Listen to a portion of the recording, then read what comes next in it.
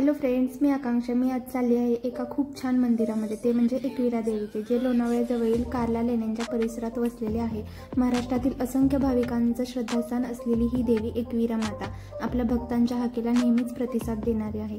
मी चालली आहे cab book करून. तुम्ही बाईकवरून पण येऊ शकता. त्यात हा सोबतच पाऊस पडत होता, त्यामुळे अजूनच मस्त वाटत होता.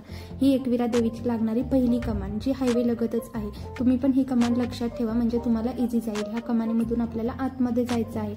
खरं तर संडे असल्यामुळे खूप गर्दी होती. तुम्हाला जर पॉसिबल असेल तर तुम्ही ऑड डेलाच प्लॅन करा, मी सजेस्ट करेन.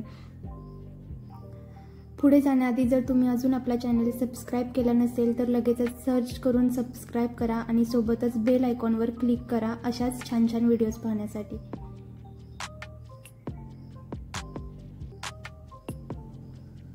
चला, मी पुढे चालली आहे आणि दुसऱ्या कमानीमधून आत आली आहे वरती जाण्यासाठी.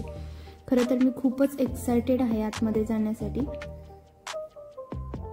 आता पुढे गेल्यानंतर थोडा आपल्याला डोंगर चढून वरती जायचं आहे.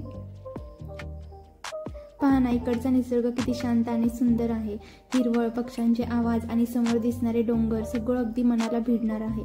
अशा निसर्गाच्या सानिध्यात देवळाकडे जाणे, आणि ते पण सोबत पाऊस असताना, खरंच एक भक्तिमय आणि सुंदर अनुभव आहे. तुम्ही पण नक्की या व्हिजिट करायला. इथूनच ट्रॅफिक चालू झालेला आहे. खरं तर आम्ही गाडी खालीच पार्क करायला हवी होती, पण आम्हाला आयडियाच नव्हती. हे बघा, पहिल्यांदा आल्या आल्या मला दिसला तो म्हणजे वॉटरफॉल. खूप छान असा व्ह्यू होता. आता फायनली सुरुवात झाली आहे पायऱ्या चढण्याची. या पायऱ्या चढताना एक वेगळीच एनर्जी जाणवते. एकीकडे देवीचे दर्शन घेण्याची ओढ, तर दुसरीकडे डोंगरावरून दिसणारा निसर्ग आणि गार वाऱ्याची साथ. इथे जवळपास 230 पायऱ्या आहेत, पण आपल्याला जाण्याची जर श्रद्धा असेल तर खरंच थकवा जाणवत नाही.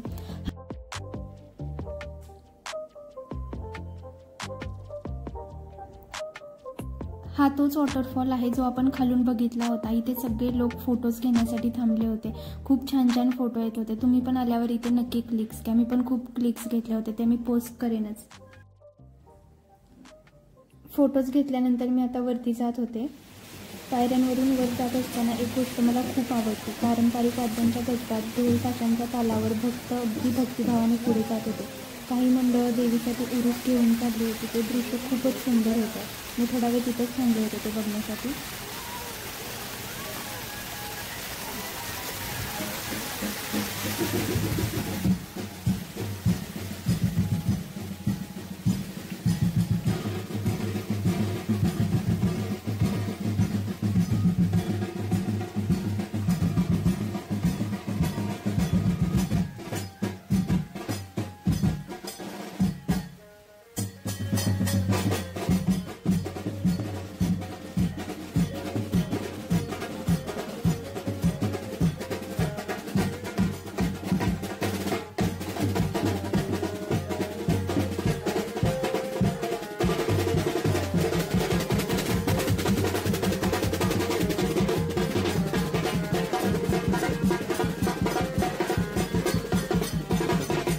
फायनली मी वरती पोहोचली आहे आणि इथे पहिल्यांदाच तिकीट घर लागतं. इथूनच तुम्ही तिकीट काढून ठेवा. पुढे कार्ला लेणी आहे तिथे प्रवेश करण्यासाठी.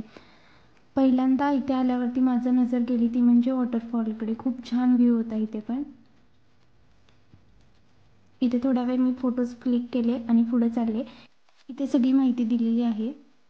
भव्य खडकामध्ये कोरलेल्या लेण्यांच्या वरून पावसाचे पाणी पडत होते. हे दृश्य खरंच बघण्यासारखे आहे.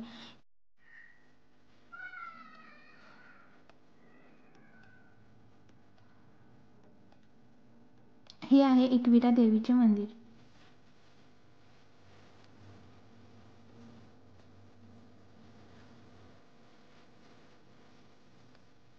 चला, आता आपण दर्शन घेण्यासाठी आतमध्ये जाऊया.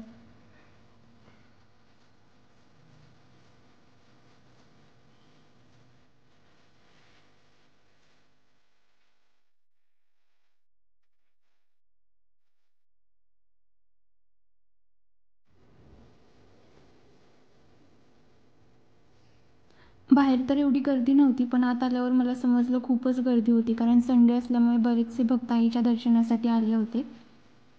पण आतमध्ये झिगझॅग लाईन होती, त्यामुळे खूपच मजा आली आम्हाला.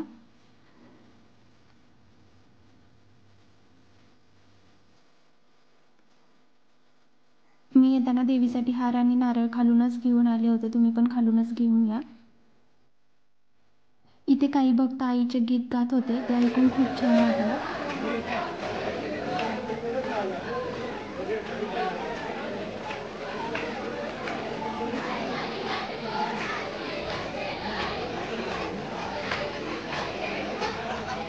इथे देवीच्या दर्शनासाठी स्क्रीन बसवलेली आहे. इथूनच आम्ही मुखदर्शन घेतलं. तुम्ही पण इथूनच मुखदर्शन घ्या. आतमध्ये कॅमेरा अलाउड नाही आहे. देवीचे दर्शन घेऊन मी आता बाहेर आलेली आहे.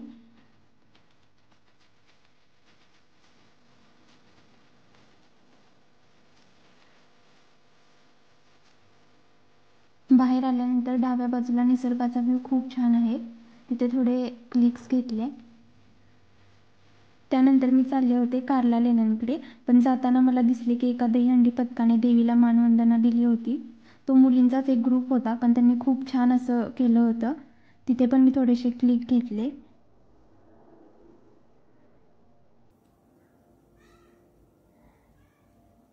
आता मी चालले आहे लेण्यांकडे. मंदिराच्या साईडनेच लेण्यांची सुरुवात होते. या लेण्या म्हणजे केवळ दगडात कोरलेली गुहा नाही, तर यामध्ये लपलेला आहे प्राचीन भारताचा इतिहास आणि बौद्ध संस्कृतीचा वैभव. या लेण्या जवळपास 2000 वर्षांपूर्वीच्या आहेत. इथे बौद्ध भिक्षू ध्यान साधना करत असत.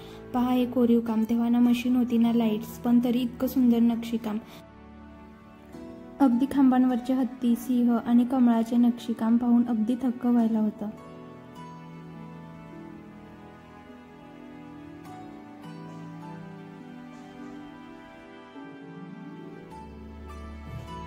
आता मी आतमध्ये आलेली आहे.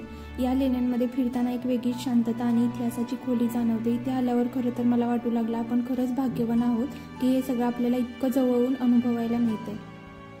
इथे या लेण्यांमध्ये मुख्य गुहा आहे, चैत्यगृह, जिथे एक सुंदर अशा अशोक स्तंभावर आधारित स्तूप आहे.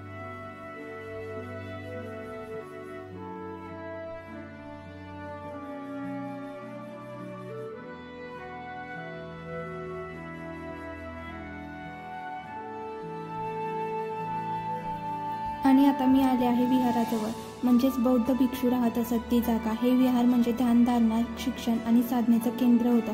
पहा इथे खांबांनी वेढलेली मोठी जागा आहे आणि सभोवती भिक्षूंना राहण्यासारखी खोलीसारख्या गुहा कोरलेल्या आहेत. तेव्हा कोणतेही आधुनिक साधन नसतानाही इथे जे वास्तुशिल्प तयार झाले ते पाहून खरंच अभिमान वाटतो.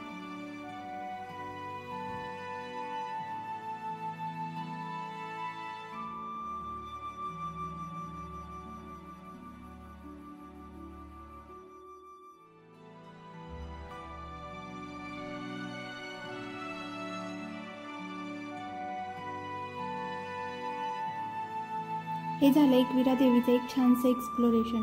तुम्हाला कसं वाटलं नक्की कमेंटमध्ये सांगा. आणि आवडलं असेल तर लाईक, शेअर आणि सबस्क्राईब करायला विसरू नका. पुन्हा भेटू अशाच एका नवीन ठिकाणी. थँक्यू. बाय.